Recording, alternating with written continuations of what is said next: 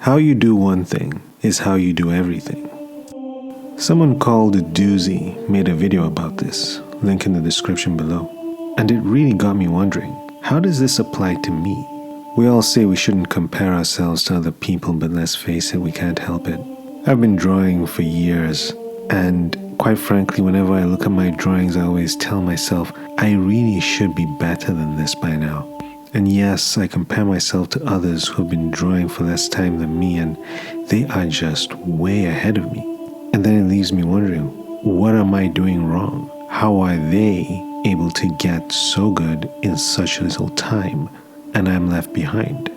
But if how I do one thing is how I do everything, then maybe, just maybe, I can glean some insight into how I draw by looking very carefully at how I do everything else. How about we do this together so that you can also ask yourself questions along the way? So here goes. First off, surprise, surprise, I'm introverted. Maybe that's why I like to draw and why I started a YouTube channel. Come to think of it, everything else I do reflects my introversion. My hobbies, for example, I like to read, I like to draw. Even when I play video games, I'm all about that single-player campaign experience. Very rarely do I play online multiplayer games. When it comes to sports, on the other hand, I don't play as part of a team. I'd rather just go to the gym and go for a run. Now that's not to say I don't socialize. I do. Once every 2 blue moons. But ultimately, I fly solo with a lot of things. Now maybe that's one problem right there. If I want to improve, I'm going to need some kind of a drawing friend circle or something. Be surrounded by people who look at my work regularly and critique them. Interesting. And what about anxiety? Am I a nervous wreck? Most people seem to be that way, but for some reason I'm generally a chill guy.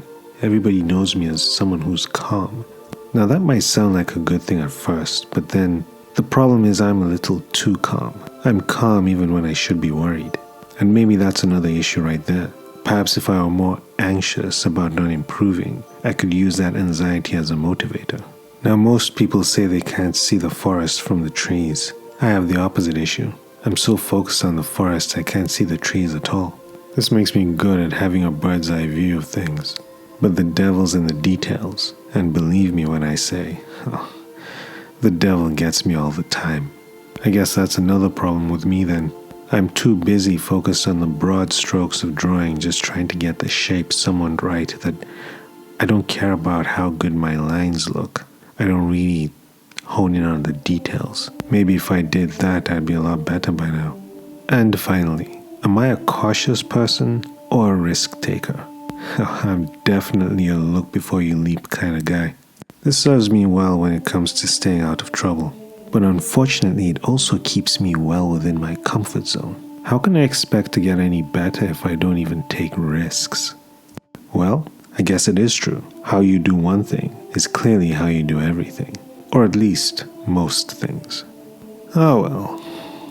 Let's see whether these newfound insights will actually help. I hope they help you as much as they help me. So go forth and wield your pencil with the purity of your intentions. Good luck and goodbye.